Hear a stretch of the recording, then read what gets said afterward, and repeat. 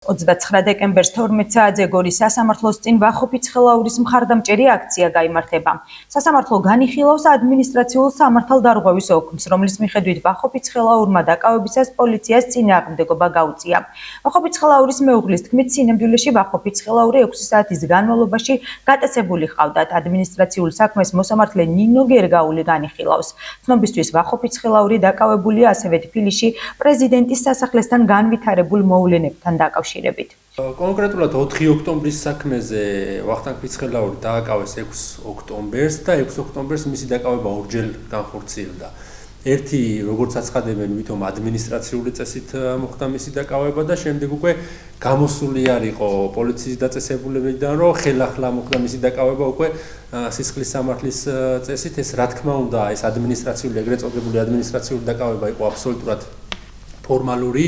ანუ ვიდრე სამართლებრივ საფუძველს შეიქმნიდნენ, რომ სისხლის სამართლის წესით დაეკავებინათ, მანამდე განახორციელეს ფაქტობრივად მისი დაკავება და იქიდან გამომდინარე, რომ ჰქონდა ფიზიკურ და სიტყვიერ ძალადობას ვახოფიცხელაურის მიმართ ადგილი, ამ ფაქტის შესანიღბად უკვე შემოიტანეს ადმინისტრაციული სამართალდარღვევის ოქმი, თითქოს ვახოფიცხელაური უწევდა წინააღმდეგობას სამართალდამცავებს და აყენებდა სიტყვიერ შეურაცხყოფას და ამიტომ მოხდა მისი დაკავება. სინამდვილეში არავითარ მსგავს ფაქტს ადგილი არ ქონია, ეს არის მხოლოდ და მხოლოდ ცდელობა იმისა, რომ გაამართლონ დამკავებელი პოლიციელების მიერ განხორციელებული ძალადობა, როგორც ფიზიკური, ისე სიტყვიერი ვახოფიცხელაურის მიმართ. ვახოფიცხელაური, ჩემი მეუღლე, არაერთხელ გახდა რეჟიმის სამიზნე, მოსახლეობის ძირითადი ნაწილი ამ საკითხთან დაკავშირებით არის ინფორმირებული.